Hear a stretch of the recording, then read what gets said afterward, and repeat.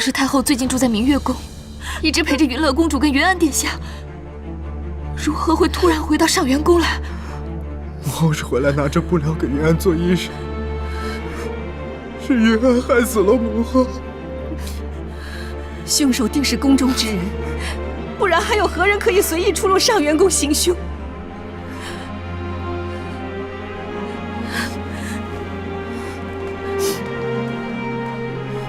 皇帝哥哥，是你派人做的吗？云乐，母后已经甘愿交出皇权了，你也答应过云乐，你不会责罚母后的。这一切难不成跟皇帝哥哥你毫无关系吗？我不信。还有五哥，他一向最恨母后，因为母后害死了他的母亲，对吧？你们是不是都容不下他？你们是不是都容不下他？云乐，你觉着三哥是这样的人吗？皇上，云乐只是因伤心过度，是以才这么说的。云乐，你若真将我当姐姐，就要相信我，皇上都不会这么做的。瑞王，他也不会去伤害一个手无缚鸡之力的老人。他们倘若真的想杀太后，早在群臣上奏前便可以下手，何必等到今日呢？何况太后她生前已知悔悟，他们又怎会赶尽杀绝？云乐，就算全天下人都怀疑他们，你也不应该怀疑他们。他们可是一直以来最疼爱你的三哥和五哥。云乐，皇上是我们的三哥，他绝对不会做出那种事的。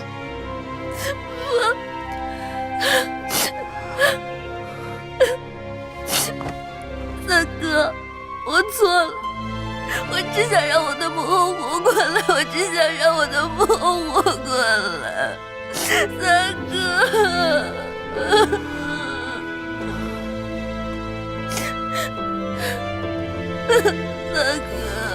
三哥明白，相信三哥定会竭尽所能，查出真凶。姨母，若姨母在天有灵，就保佑梓潼找到凶手，替你洗雪冤情。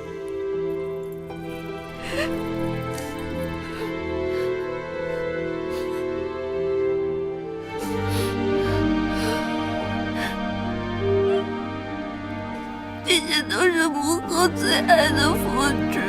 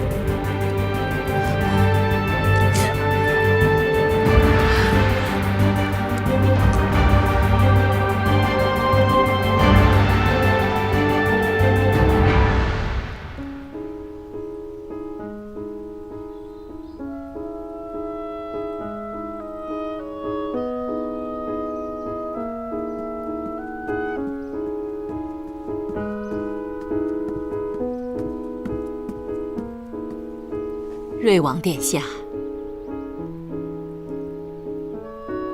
上元宫那边情况如何？都封锁了，怀疑是宫中之人所为。皇上已下令彻查，由薛驸马负责。云乐怎么样了？情绪很是糟糕，皇后娘娘、淑妃娘娘还有云安殿下陪着她呢。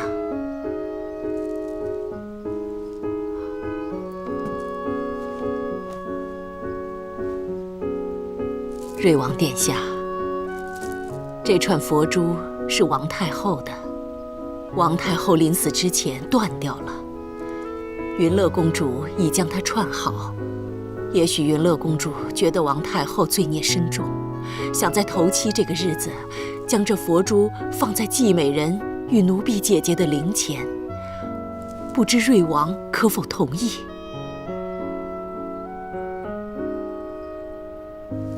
哦，奴婢明白了，奴婢这就去还给云乐公主。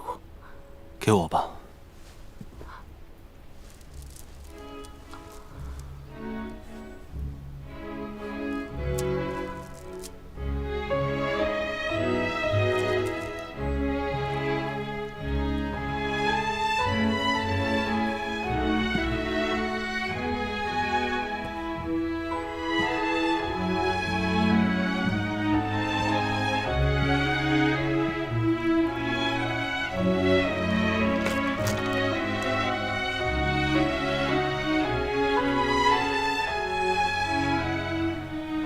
其实我娘、三哥的亲娘，还有王太后，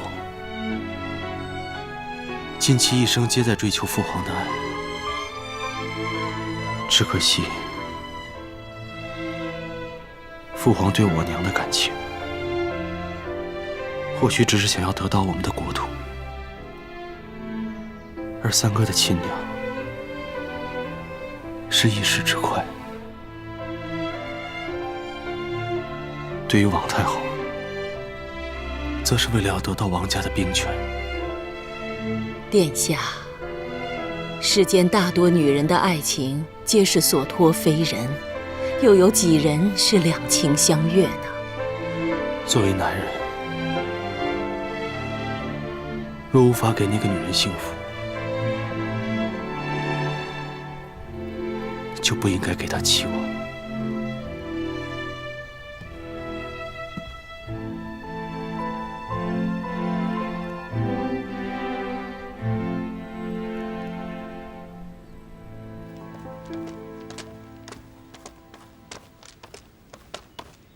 参见皇后娘娘。都起来吧。谢娘娘。你们主子呢？回皇后娘娘，淑妃娘娘去御花园了，刚走没多久。本宫进去等她。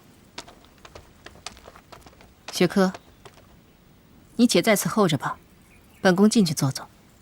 诺。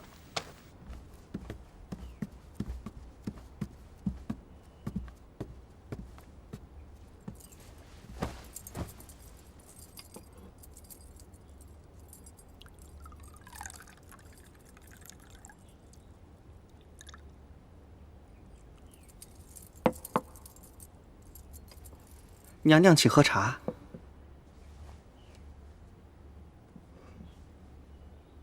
这茶有点凉了，再给本宫沏壶新的来吧。小的这便去。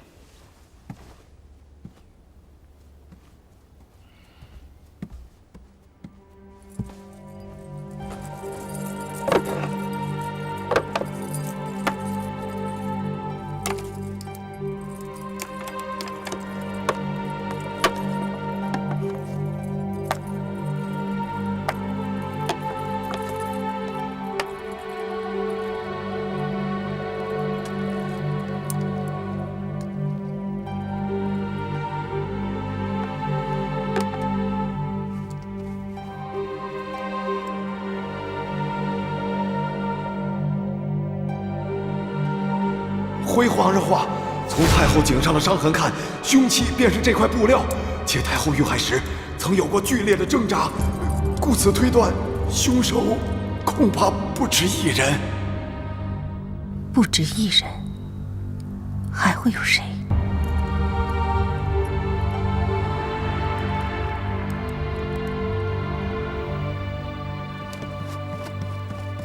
娘娘，适才是否遇见皇后娘娘？皇后，皇后娘娘来找你，你不在，待了一会儿便回去了。皇后来此找本宫，那又为何要约本宫去御花园，害得本宫白跑一趟？皇后可否有异常？小的去沏茶了，未瞧见。无用的东西！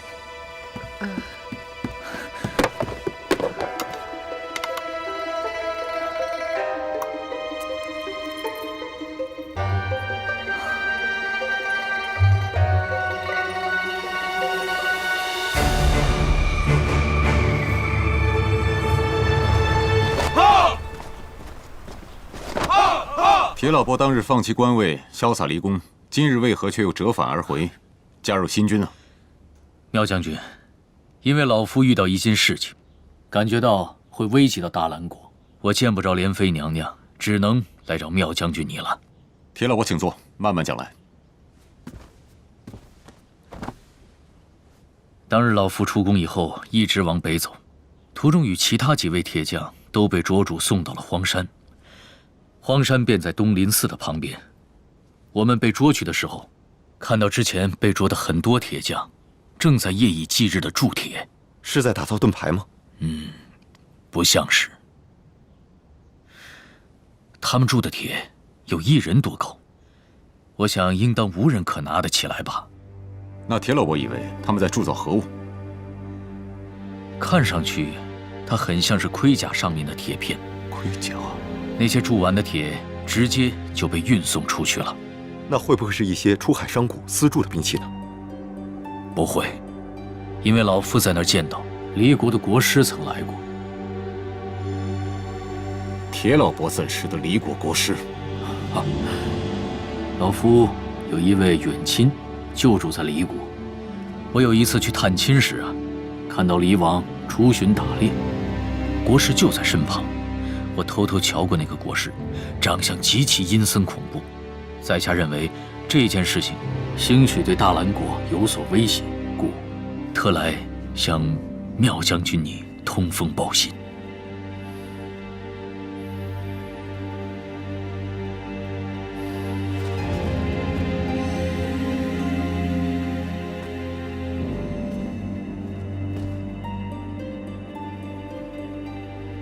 王世杰，在。离国使团如今何在？快中午的时候到城门外，军中招兵，调不出人手。皇上派了薛弼、丁克勇前去搜查，但使团上的名单还不超过20人。离王此人阴险狡诈，我们绝不能掉以轻心。王世杰，你即刻骑我的马，快马加鞭赶至城外，阻止离国使团入城。我马上进宫面圣。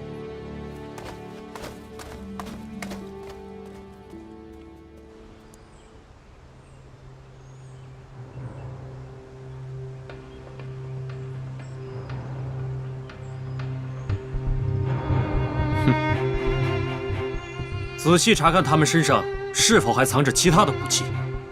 进城的行李，皆要打开查看。遵命。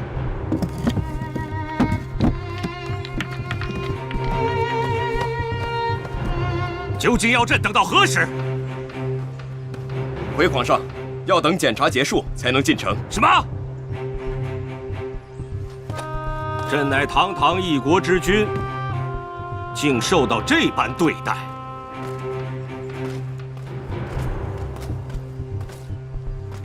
御林军副统领薛弼，御前侍卫丁克勇参见离王，让离王久等了。无妨。朕刚好欣赏一下这路边的景色。朕很好奇，兰国，泱泱大国居然如此待客，人还未进城就这般提防，你们到底怕什么？离王言重了，我们也只是例行检查而已。近日兰国国丧，所有兵器都不准带入健康城内，恐怕你们的佩剑亦要暂存于此了。告诉朕你的名字。回离王，丁克勇。朕太不喜欢这个名字了。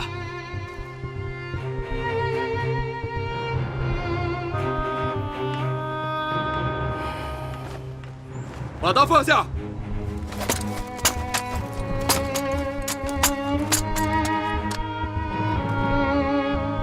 哎，离王为一国之君，可以免于搜查。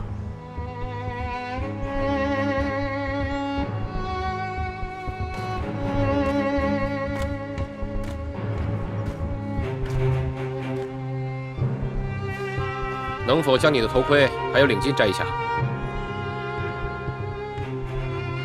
把你的帽子与领巾。哎，我来扫。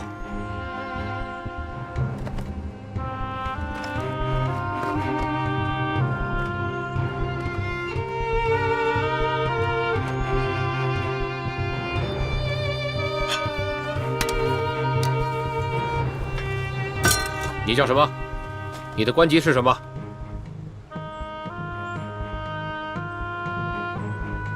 李国人一等御前侍卫，天军。为何戴着眼罩？可否摘下？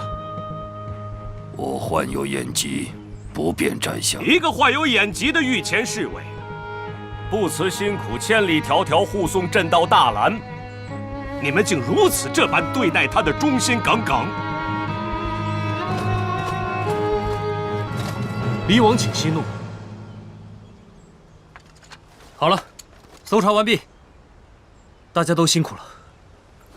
朕知晓你是驸马薛明义的长子，因而时常夸起你，说你是个人才。离王过誉了。家父业已辞世，薛家在大兰已不复当年的雄风了。千里马遇到伯乐，才能跑得更快。告诉朕你的名字。回离王，薛弼。朕太喜欢这个名字了。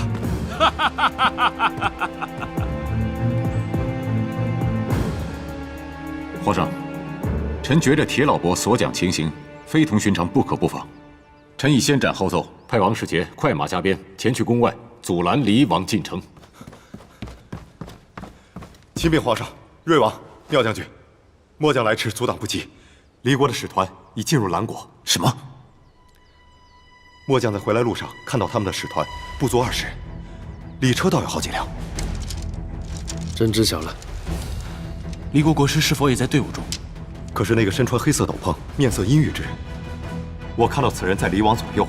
皇兄，看来离王果真是来者不善。朕已经布下1万新军，正在关隘镇守，应当不妨事态。皇上，离王此人阴险之极，就怕他早有预谋。皇兄，离国使团只来了20余人，况且他们如今已入都城，若我们将他们驱逐出境，也有损我大兰礼仪之邦的名声，恐为天下人耻笑。如今我们已知离王意图不轨，但我们必须要等到他先按捺不住。皇兄放心，臣弟的身体已经恢复了，即便他们有再厉害的武器，都不足惧。凤青说得对，此事迫在眉睫，能避得了一时，却避不了一世。兰离两国开战是迟早之事。皇上，妙明湖、王世杰听旨，传令下去，将健康城内所有的离国细作全部缉拿。只要离王有任何举动，朕就送他一份大礼。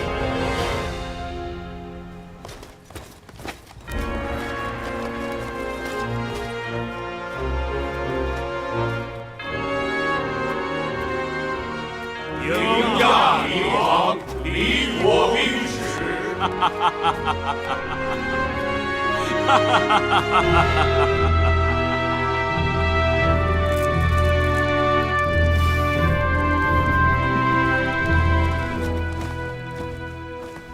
离王远道而来，有失远迎。兰王别来无恙，睿王风采依然呐。听闻兰国太后薨逝，心中感伤，特备薄礼一份，全表哀思。离王，实在是让你费心了。哎，兰王来了！朕此番来访，不单是恭喜兰王福大命大，平安无恙，听闻兰王还找回一皇帝。兄弟团聚呀！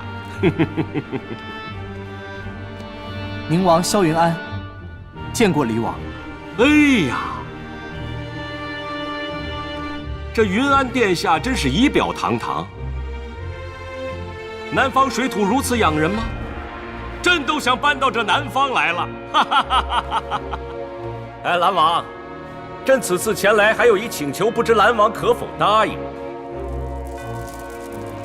离王有何心愿，不妨一说。共抗久辽时，朕便注意到兰国新军训练有方，军威赫赫，不知兰王可否让朕见识一下？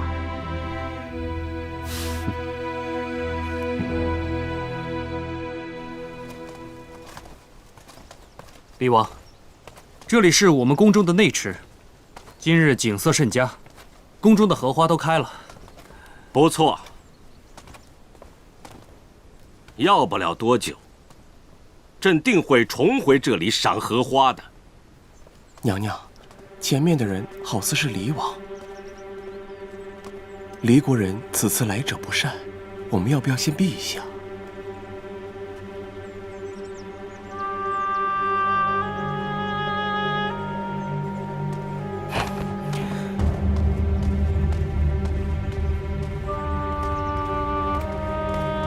见到黎王，为何不拜？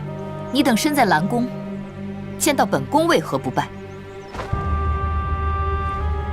臣丁克勇参见莲妃娘娘。臣薛弼见过莲妃娘娘。免礼。谢娘娘。这位想必就是宠冠6宫的莲妃娘娘。见过莲妃娘娘。不敢当。真是天生丽质，浓淡相宜。莲妃娘娘为何孤独寂寞的一个人，在这冷清的御花园中散步？听闻黎国最近灾荒四起，黎王不去安抚灾民，却跑来兰国做客，真是颇有雅兴。有意思，真的有意思。如此美人落在萧氏兄弟手中，他们竟然不懂得珍惜，不如跟了朕吧。一想到他们到时候有多恨朕，又有多恨你，朕已然开始兴奋了。你兴奋吗？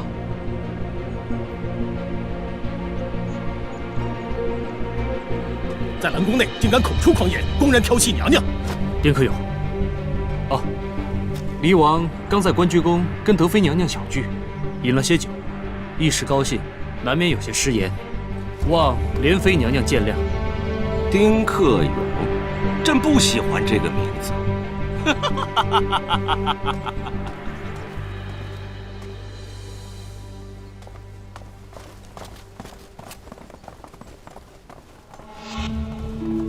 莲妃娘娘，爱是一种动力，恨也一样。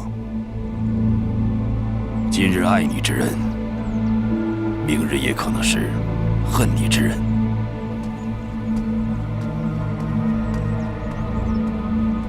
爱是一种动力，恨也是。让他们兄弟恨你，自会齐心协力，共成大业。我不明白。你很快便会明白。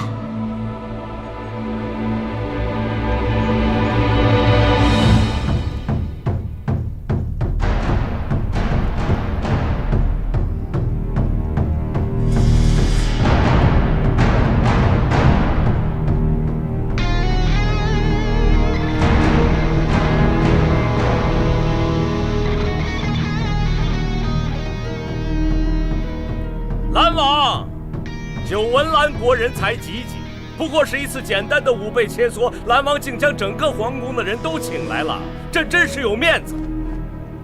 黎王千里迢迢到我大兰，我大兰自然要举国相迎啊！兰国的新君，真是军威赫赫，也是时候让你黎国的将士展示一下本领了。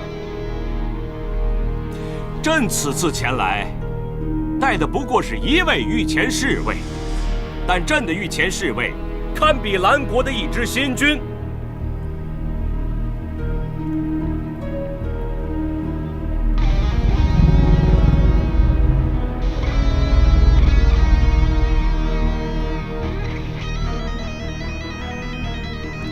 朕想要城墙上那面军旗。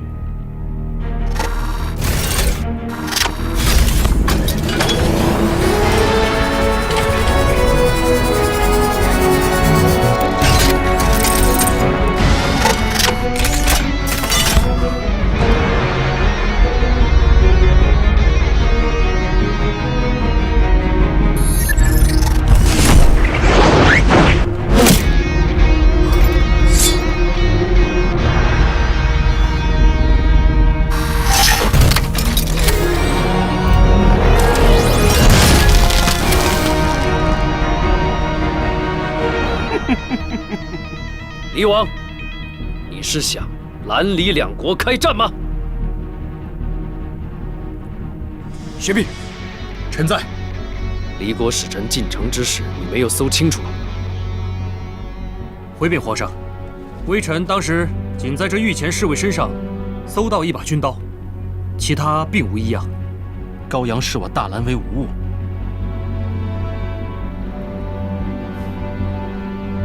离王，你是想挑战朕的新军吗？蓝王的新军惧怕了吗？朕带的只不过是一位御前侍卫。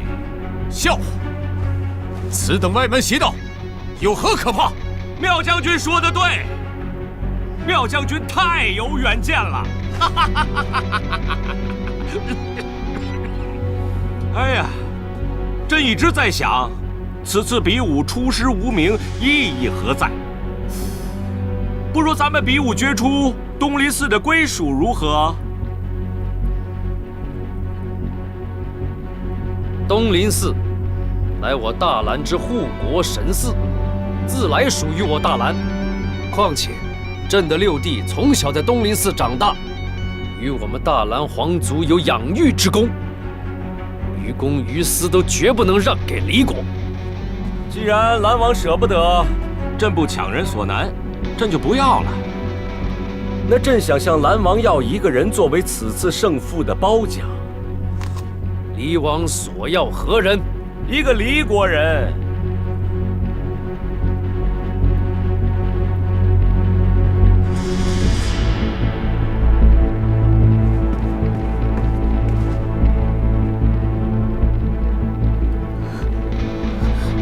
皇帝哥哥，你们误会朕了。朕要的并非妙将军，朕早就不当妙将军是离国人了，对他没兴趣。朕想要的是本应16岁入朕的后宫，后来辗转反折，流落到你们蓝国，令朕朝思暮想、难以忘怀的莲妃娘娘，朕未来的皇后。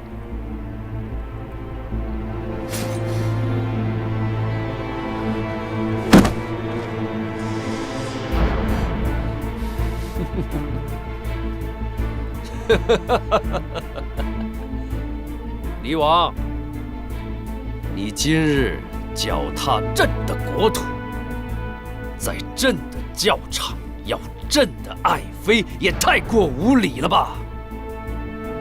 你别忘了，当年我大兰如何援离抗九辽，你今天敢口出狂言！狂言，只出自真正的王者口中。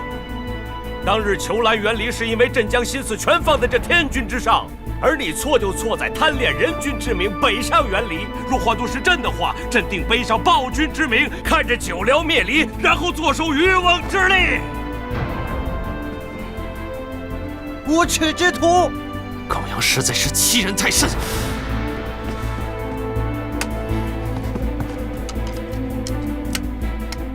好，朕的新军就接受你的挑战。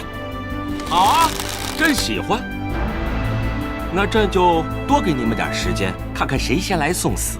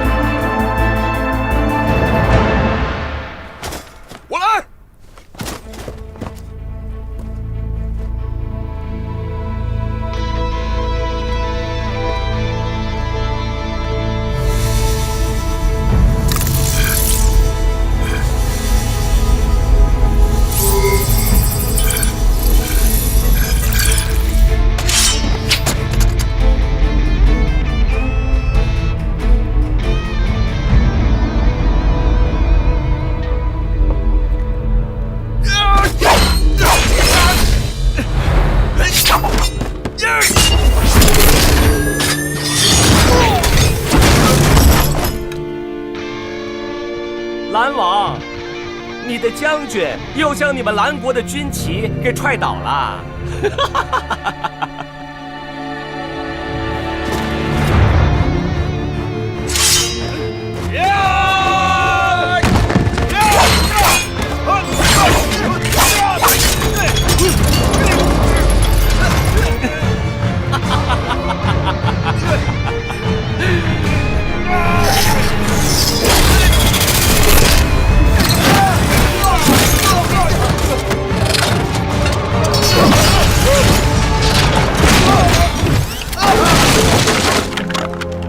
这叫大而无当，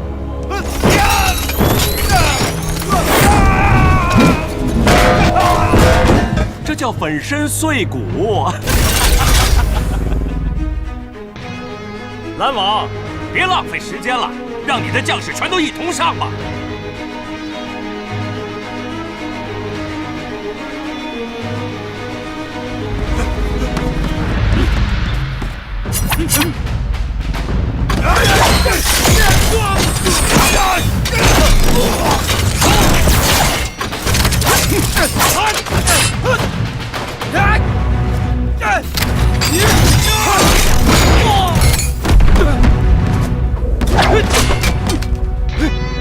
国师，还记得这个令你不舒服的人御前侍卫吗？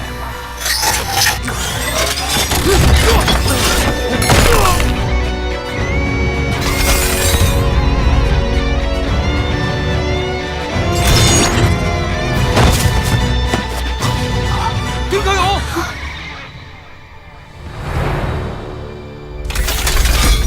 朕早就说过，朕不喜欢这个名字。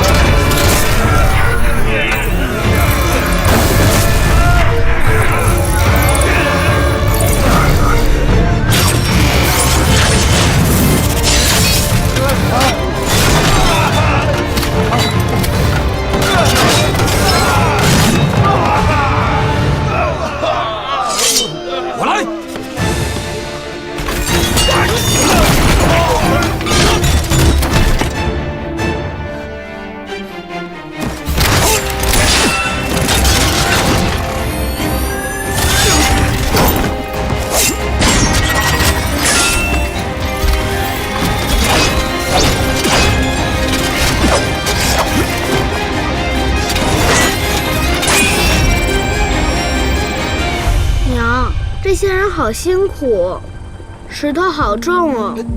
对呀，在我们的凤凰星球，这些非常费力的活儿，都是由机械去完成的。什么是机械？机械就是用铁做的车和铁做的人。铁的人？嗯。那他们也有血有肉吗？要吃饭吗？他们与我们不同。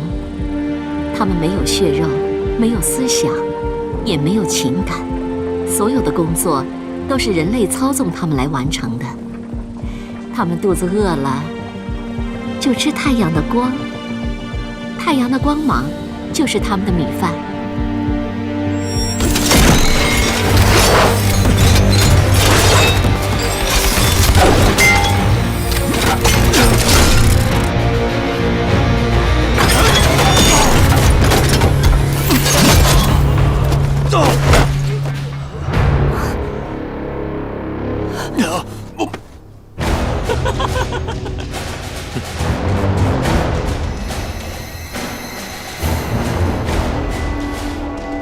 本王来，为帝。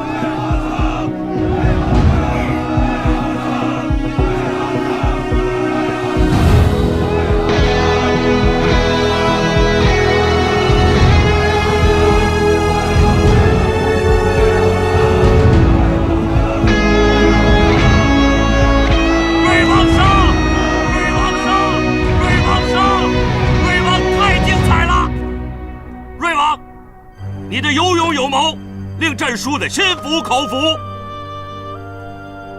兰王，这本来就是朕送给你的一个礼物。你猜猜，在朕的离国，还有多少个一模一样的？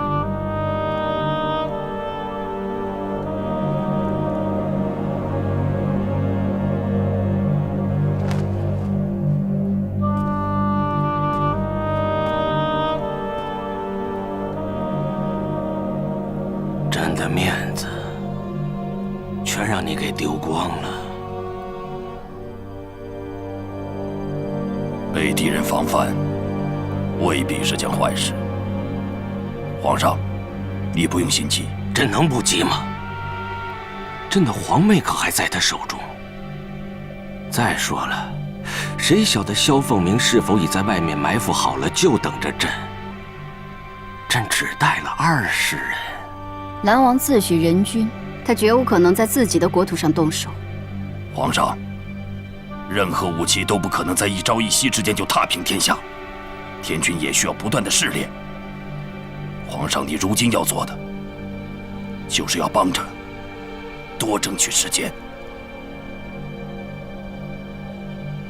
不瞒皇上，臣早已开始研制第2代天军了，这次由皇上亲自操控。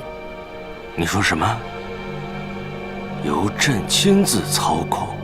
臣以为，皇上定能比臣操控的更为精彩。精彩？国师说的太精彩了。离王，兰王命末将护送离王至金銮大殿，兰王要为离王送行。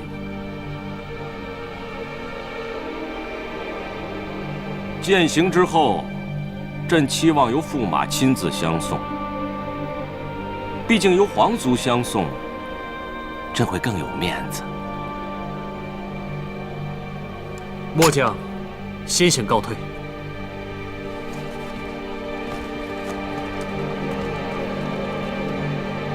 国师说的第2代天军什么时候可以好？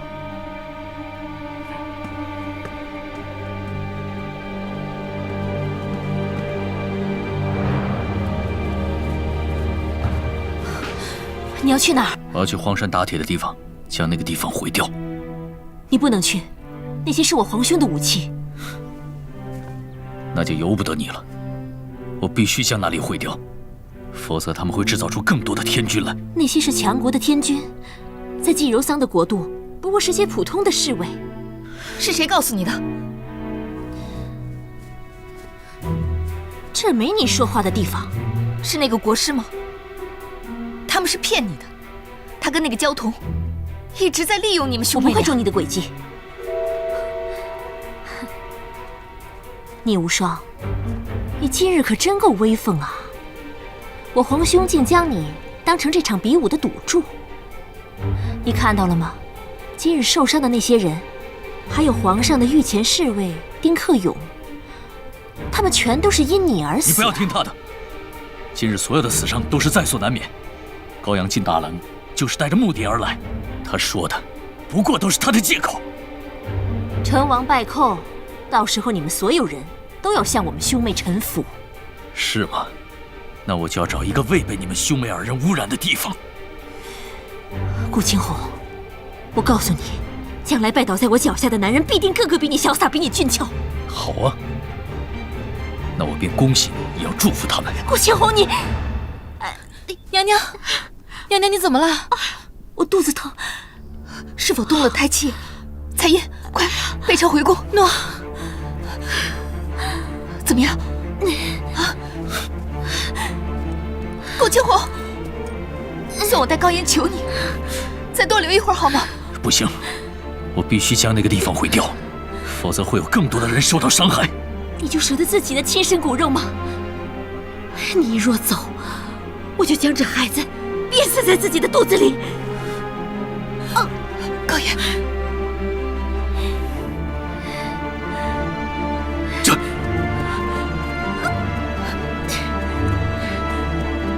顾青红，高言，再坚持一会儿，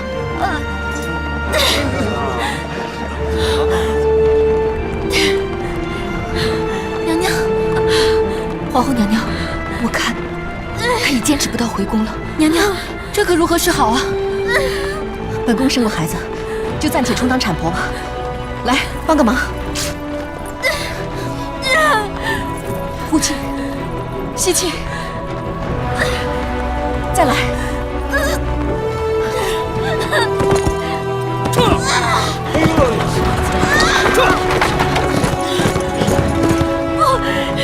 我不要生在这儿！小妍，别怕，姐姐，我好痛！别怕，坚持住。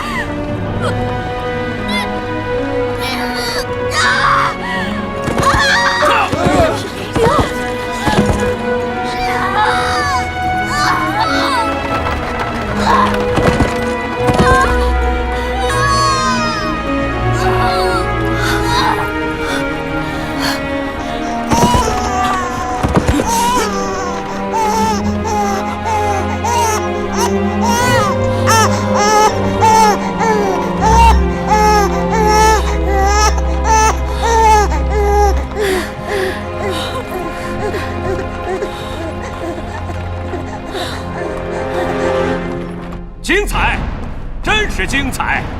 兰王，方才的比试真是精彩，朕此刻还在回味，久久不愿意离开那个教场。你是回味着失败的滋味，还是嗜血的滋味？兰王何必动怒呢？再怎么说，朕远道而来也是客人。朕的皇妹还贵为兰国的德妃，朕还得唤你一声妹夫。恐怕是离王在目睹自己的秘密武器变成一堆废铁之后，才想起这段与我大兰的姻亲关系吧。瑞王人长得这么大，气量怎得如此小？你应该感谢朕一日之间将你变成兰国最大的英雄。无耻！其实朕这次前来，就是想跟兰王分享朕的新武器，当中所有的不愉快都属于意外之中的误会。连杀了朕的贴身侍卫，也算是误会吗？朕晓得兰王还在为贴身侍卫被杀耿耿于怀，此事若不解决，有损两国邦交，更伤你我感情。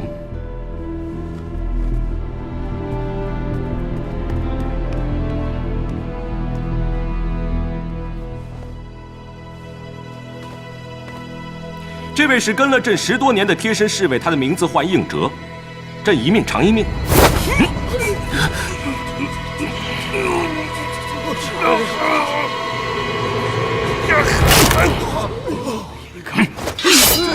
大胆！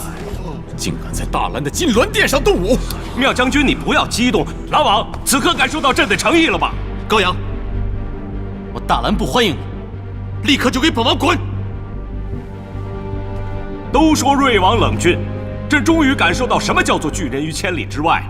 朕令兰国不安，令众人不快，朕的罪过，朕马上会带着人离开。但在朕走之前，朕可否见一下朕的皇妹高嫣？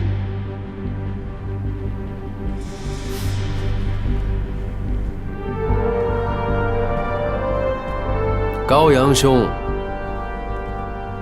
你我也算是亲戚。你的皇妹就是朕的爱妃，而朕的爱妃育有朕的龙嗣，朕自然会好好待的。只需要未来10年，兰离两国相安无事，朕允诺，定亲自陪她一同回国探亲。你说什么？10年？你让朕10年不能见朕的皇妹与外甥，你在剥夺朕唯一的亲情，你不要太过分！急忙呼叫。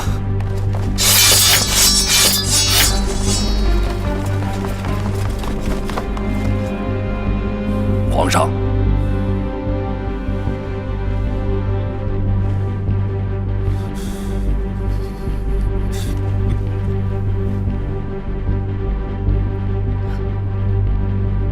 好，10年，相信离王此次来我大兰的心愿业已达成。朕也知晓离王国事繁忙，急于回离，此次便不再多加挽留。啊，对了，朕这还有几个人需离王带回，将人押上来。走，走，快点，快走，走，走，快点，走，快，快点！这些人犯，便是过去5年，在我大兰辛勤工作的离国细作。朕一直都好好的照看着他们，特逢这一次离王难得到来，也是时候带他们回去了吧？你说呢？兰王，算你狠！来人，送客。兰王保重。朕下次来，也不知是否还有今日的好脾性。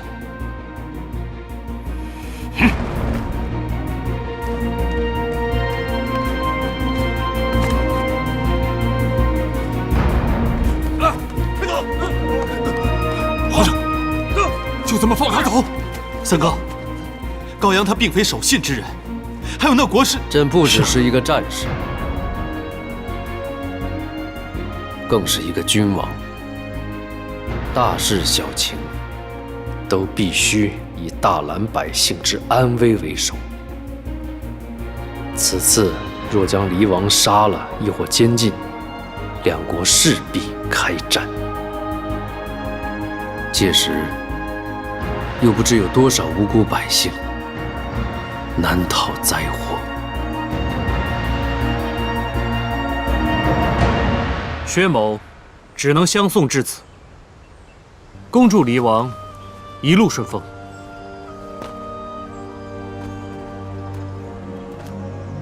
兰国真是山清水秀，人杰地灵呢。10年后，兰国的大门定再为离王打开。10年，人生到底有多少10年？成败得失，只争朝夕。朕此次访兰最大的收获，便是结交驸马这个朋友。驸马识时务知进退，真是难能可得的人才。谢离王夸奖，薛某从来不会辜负对我有所期待之人，薛某定会审时度势的。这些人都是驸马的亲信吗？丁克勇死后，薛某恐其部下报复离王，因此今日护送使团的全部都是薛家的旧将。聪明，朕最喜欢的就是聪明人。朕绝对不会让人做亏本的买卖。杨立达，在。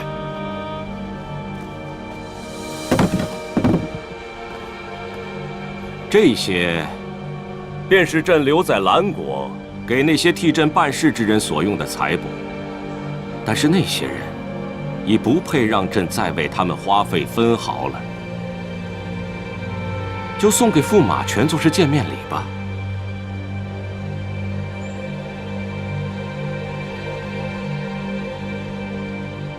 薛将军所求并非财物吧？那么薛将军要的是权力。只有拥有了权力，才能拥有无尽的富贵荣华。聪明，朕要给你的，不仅是你们薛家当初的繁荣昌盛，朕还要给你永远想象不到的权力与富贵。朕将助你们薛家重振雄风。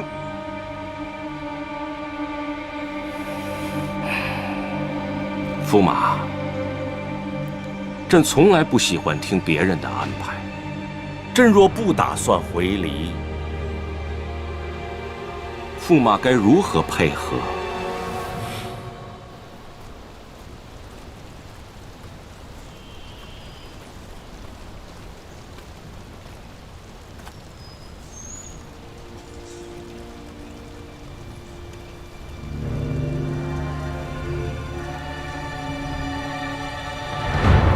顾相国如此焦急，是因为找不到那铸造天君之地吗？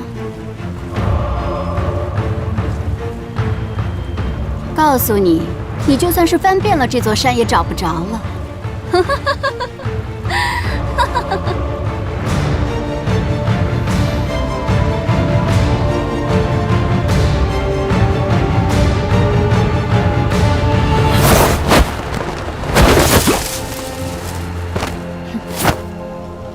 你将他们转移了。自从走失了一个铁匠，我就猜到会是你。我当然跟师兄建议，让他将铸造基地搬走。难不成还等着你回来毁掉我们的天君吗？还有多少个？顾相国，真享受跟你如此贴近，看看你焦虑的样子，真令人心痛。假如我再让你服下凝颜丹，让你恢复往日的模样，你会喜欢我吗？妖孽！难怪高烟说你无情无义。你忘了当日你被妙明湖所伤，是谁救了你？没想到你非但没有还我人情，还往军中告发我。我并未让你救我，是你自作多情。我这条命迟早会是妙家的。在遇到妙明湖之时，我就死在他面前。真的？那你此刻便可以死了，因为你们谢家已经有后了。高烟已经在宫中生下了你和他的儿子，我还偷偷地抱过他呢。那眉眼啊，真是像极了顾相国你。敢伤害他？可惜这孩子一生下来就是被伤害的命。为防离国犯蓝，高烟母子要被压在蓝宫10年。你想往后的日子，这个孩子会是什么样的命运？嫣儿会很爱护他的。顾相国或许还不晓得吧？按照蓝宫的规矩，所有的皇嗣一生下来，3日之内必须要滴血认亲。到时候东窗事发，你想他们母子2人会是什么样的下场？好了，我要回离国找将军了，就不耽误顾相国找那天君了。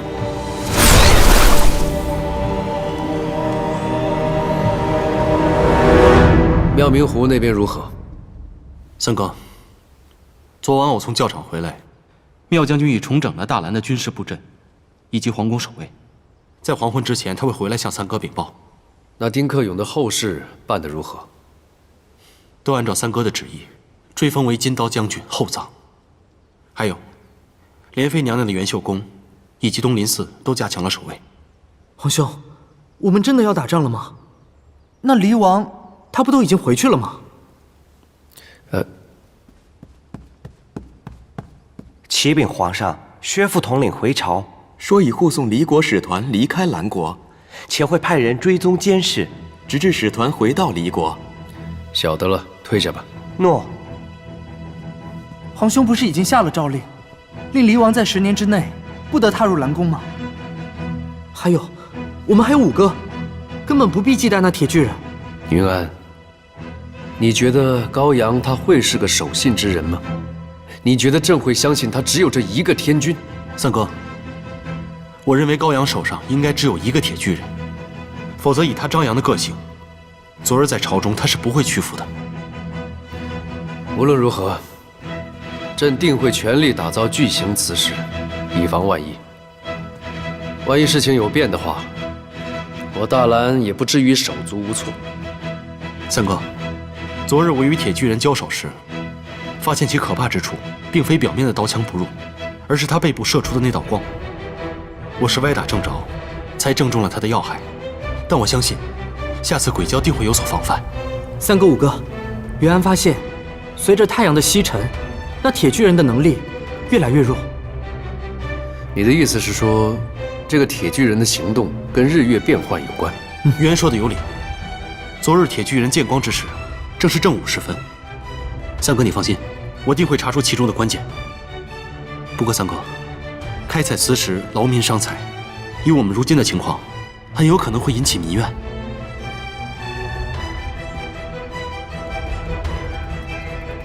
朕并非不相信你的能力，而是大兰并非一个萧凤卿能够保护国土的。皇兄，要不打造磁石的事情，交给云安来办吧。不，你就在东林寺守着就行了。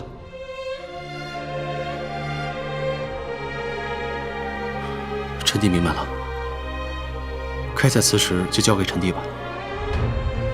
臣弟这就去办。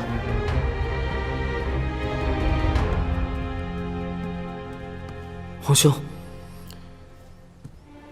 父王临终之前曾跟朕说过东林寺跟宝藏的秘密。高阳提出要换取东林寺，这说明他应当业已找到了东林寺跟宝藏之间的关联。皇兄，咱们说的这些，为何不能当着五哥的面说？先帝曾说过：“非我族类，其心必异。”朕绝非不相信父亲，可是为了大王，朕别无他选。季美人与水晶棺神秘消失，再加上凤琴匪夷所思的有令，这些都来自我们无法了解的国度。朕不想会发生什么万一。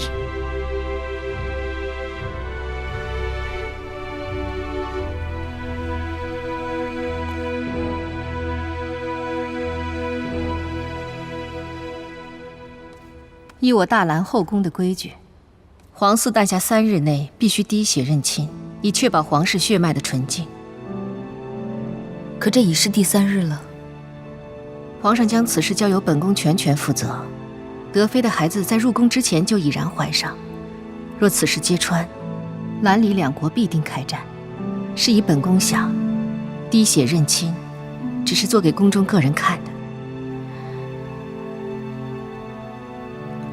瑞王妃，德妃那边情况如何？臣妇今早去看过她，德妃的情绪非常不安稳，这几日都是以泪洗面，只有哭累了，才能小睡一会儿。皇上为牵制离王，下令德妃10年内不得回离国，10年不得见亲人，这对德妃实在是一打击。她一直都将孩子紧紧地抱在怀里，她很清楚自己的危险处境，肯定会拼尽全力保住孩子的周全。听闻离王离开之时，德妃试图闯出关雎宫，是以皇上之后又在关雎宫外加了许多的守卫。以我对他的了解，守卫越多，看得越严，他就越会起叛逃之心。如今兰李2国局势如此紧张，越是如此，对德妃越要以安抚为主。若是他与孩子有任何变数，恐怕我们都瞒不过天下多久。这离国对大兰一直虎视眈眈，想必这场战争是在劫难逃。就算并非因德妃之故，离王他也会找其他的理由。是以，我们尽可能不给他任何理由。这场战事，离国是蓄谋已久，而大兰却措手不及。关于天君的底细，我们还尚未摸清呢。莲妃说的有道理，滴血认亲一事本就由本宫负责，到时还请莲妃与瑞王妃配合本宫，给前朝与后宫一个交代，以求瞒天过海。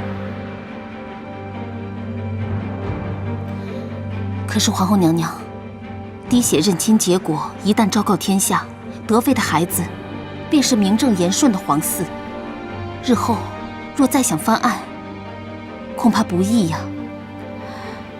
本宫何曾未想到这一层？在这后宫之中，除了皇上，知晓真相的便只有我们3人。若我们有任何闪失，或前朝有任何变数，皇后娘娘，此事但凭你来做决断。如今皇上为了离国的事忧心忡忡，我们后宫也只能为皇上分忧至此了。先保住德妃的孩子，其他的日后再做打算吧。雪珂，奴婢在。去将德妃的孩子抱来，准备滴血认亲。诺。皇后娘娘，德妃防范心太重了，她必不肯轻易交出孩子。若过分强求的话，必定会让她情绪失控的。无双，你与德妃从小一道长大，她生产之时还换过你的小命。无双愿意一试。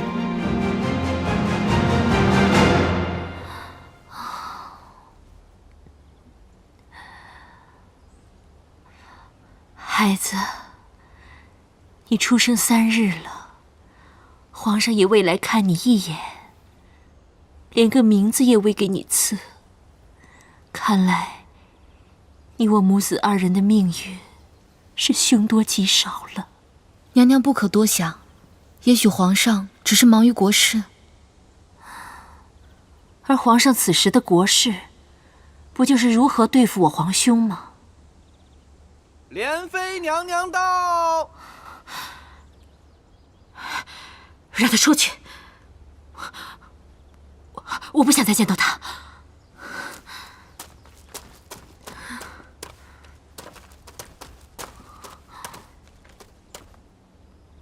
杨直，先到外面等吧。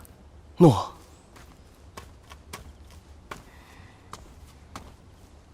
德妃娘娘，先别急着送客，我今日来，是欲保护你与孩子的。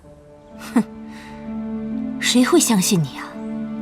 离兰两国因你而战，这下你可以呼风唤雨了。我是想助你跟孩子稳渡滴血认亲这一关。你别再假惺惺了，我不会让任何人抱走我的孩子。即使我们没了活路，我也要与我的孩子同归于尽。孩子出生3日，滴血认亲，此乃公规，不能破。孩子出事，两国必定开战。我跟皇后娘娘还有瑞王妃商量好了，滴血认亲会瞒过所有人。相信我。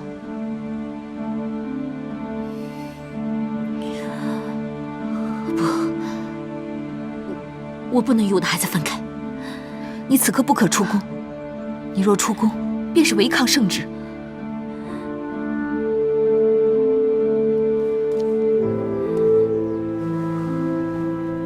来，将琴儿给我吧。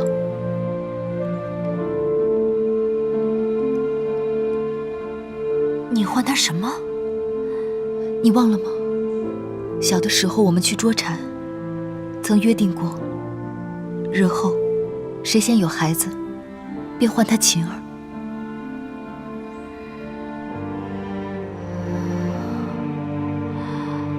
琴儿，琴儿，琴儿，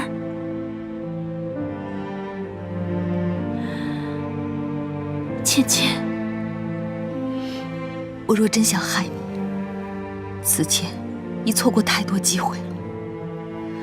你可知晓，在你危难时握着我的手，还我小命时，我有多高兴？若不曾有顾青红，你我亦不会走到如此地步。小燕，顾青红是你安排在我身边的，我全然不知。你对芊芊的恨，公平吗？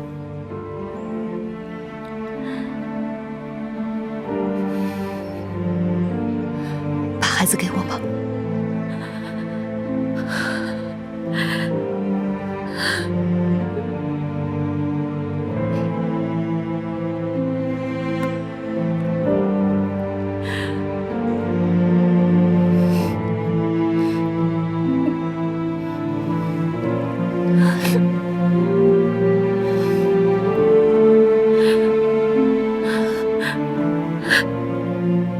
芊芊，芊芊，我求你，我可以什么都不要，我再不与你争什么了。我求你，你要保住我的琴儿，不能让任何人伤害到她。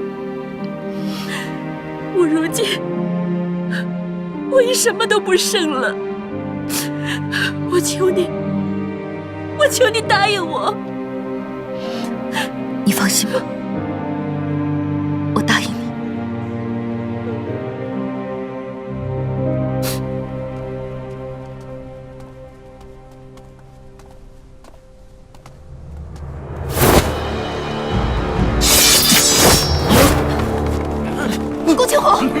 带走孩子，这是小燕唯一的希望。不带他走，滴血认亲之后，他在这宫中一无活路。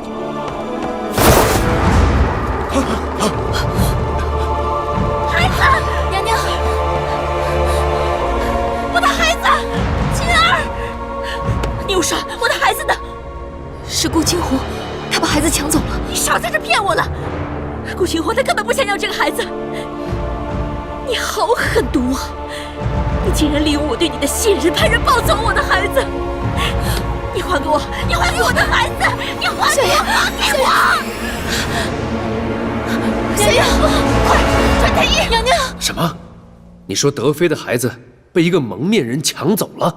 皇上恕罪，无双未能保护好德妃的孩子。此一时彼一时，这个孩子已然成为朕与高阳之间的重要筹码，不容有失。真是多事之秋。莲妃娘娘，你怀疑过蒙面人的身份吗？我听他的声音，似是老铁。铁老伯。老铁？老铁为何会抱走孩子？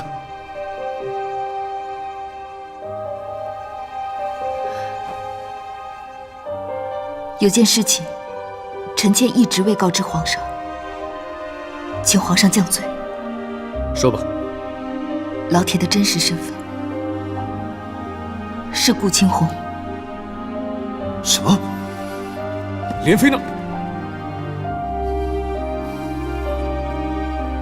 怪不得当日在军营听他的声音很熟悉，我便觉着有顾青红的影子。我与他比武练招时，也曾怀疑过他。原来是他。顾青红为何会变成一位老者，同以往判若两人？他不愿意再做离王兄妹的妻子，拒服凝颜丹，故而变成这般模样。无双之所以未讲，皆因坠崖之后，他曾救过瑞王与我。皇上危难之时，也是因为他的帮助，才可以顺利打开宫门，让我们回到宫中。早在那时，你便已知晓其身份了，是吗？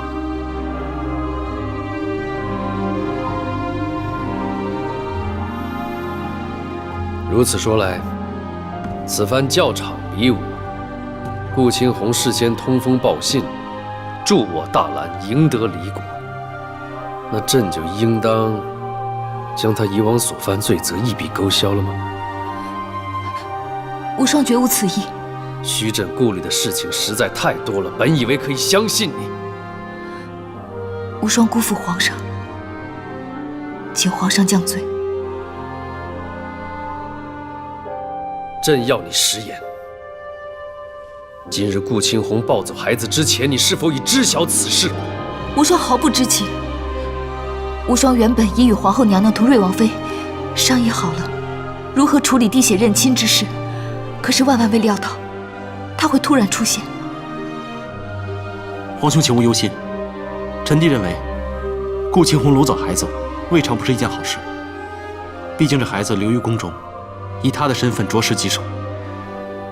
我们不如先安抚德妃，莫让此事到处声张。我相信，离王不会这么快得到消息。唯有如此了。起来吧。谢皇上。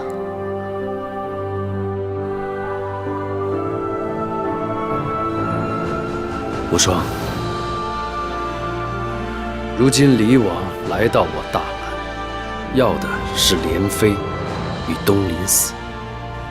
姑且不论此事的背后有何因由，你已然介入了兰离的安危，影响两国命运。无双明白。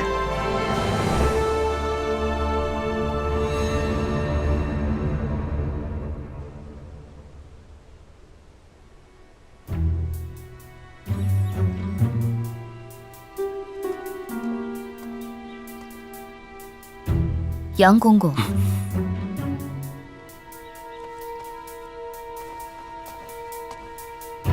娘娘有事找小的。天气寒冷，你闲来无事，站在外面做什么？啊，杨直看这几日送来的炭太少，过来取些柴火。既然是来取柴，为何手里还抓只鸽子？真是让人想不通啊！难不成是连日御膳房伙食不好，你要烤来吃了？娘娘说笑了。将你手中预传出去的消息给我瞧瞧吧，是老铁的顾青红身份，还是德妃的孩子被掳呢？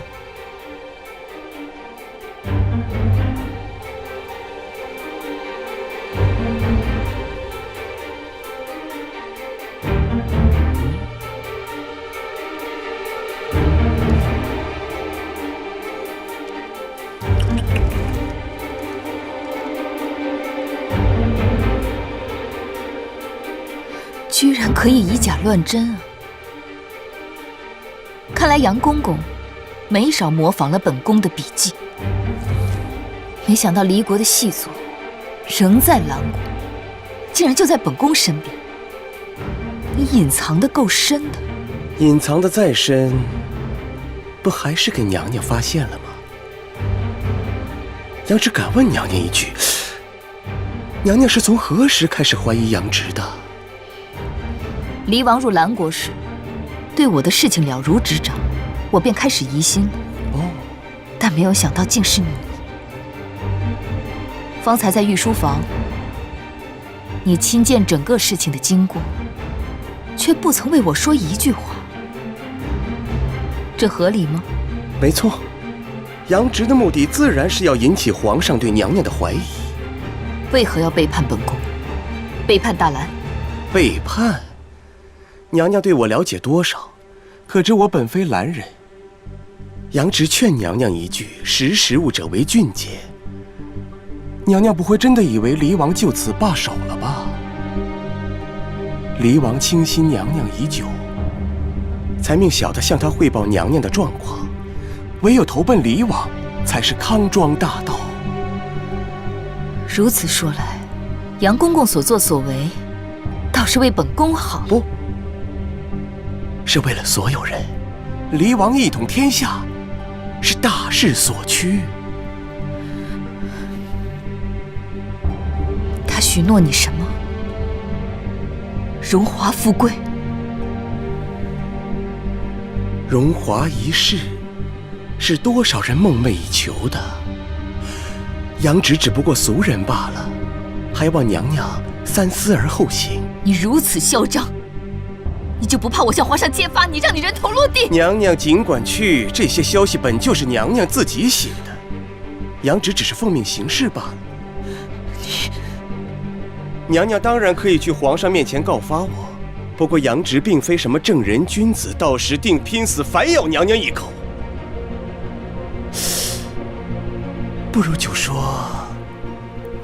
说我听到娘娘跟顾青红的对话，你们早就商量好将孩子偷出宫，嫁祸兰国。看来杨公公早就安排妥当了。一个称职的细作，怎能不知未雨绸缪？娘娘觉着，大家是想看娘娘是离间皇权的妖妃，还是想看我杨直是卑鄙小人？人心所向，往往会变成事情真相。还有，娘娘切莫妄想将小人铲除。杨直早已写好一封信，信上说的是，娘娘是离国派来的细作，杨直也是迫不得已受娘娘牵制罢了。如若杨直有个什么三长两短，此信必会呈至皇上的面前。到那时，你我来个玉石俱焚。好个玉石俱焚呢！未料想杨公公做事如此的卑鄙无耻。卑鄙无耻，卑鄙无耻。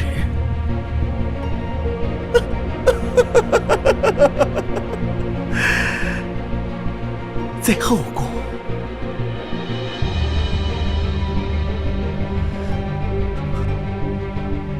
在后宫，卑鄙，它只不过是一种生存手段。只劝娘娘一句：好好考虑考虑跟随离王的好处吧。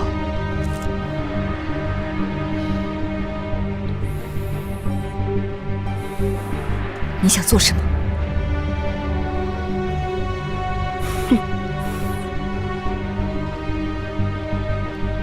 当然是送信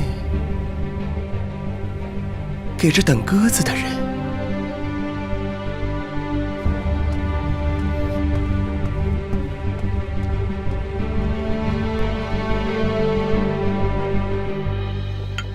御膳房的菜进来很简单，全国军备，皇后娘娘下旨，后宫亦要缩减开支。恐怕只有关雎宫吧。娘娘，你多少吃几口吧。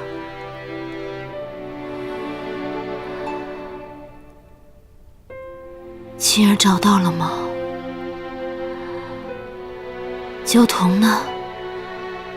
我皇兄呢？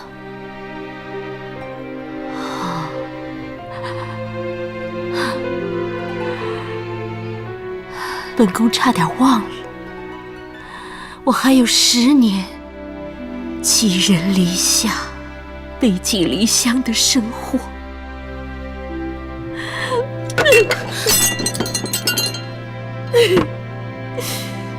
我真笨，我怎会让聂无双抱走我的孩子？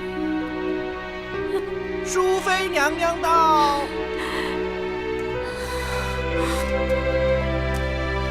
德妃娘娘何苦如此跟自己过不去？还不赶紧将地上收拾干净。诺。宫中虽缩减开支，但怀了皇嗣的云妃却从未省过吃用。德妃娘娘刚生产完，更是要保重好身子。